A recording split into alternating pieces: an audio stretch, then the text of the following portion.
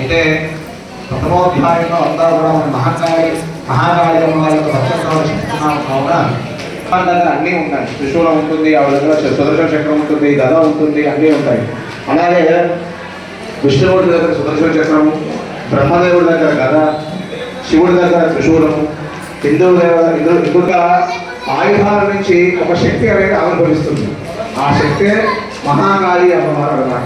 అయితే ఈ యొక్క మహాకాళి అమ్మవారు ఆ మధ్యపేట నిజాన్ని సంహరించి ఆవిడ శాంత అయిన తర్వాత రెండో అధ్యాయంలో ఈ యొక్క మహాలక్ష్మి అమ్మవారు బయటికి రావడం, దాని తర్వాత దాన్ని చెప్పుకున్నట్టుగా మహిషాసురుడు అనే రాక్షసుడుగా పుడతాడు.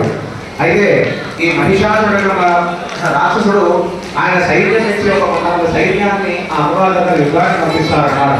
ఆ మహాలక్ష్మి అమ్మవారి యుద్ధాన్ని పంపించిన తర్వాత ఆ యొక్క మహాలక్ష్మి అమ్మవారు ఆ మహిషాన్ని పంపించిన సైన్యాన్ని అన్ని కూడా సంపాదించి ఇంకా గొప్పగా వెళ్ళిపోతూ ఉంటారు. ఇదంతా కూడా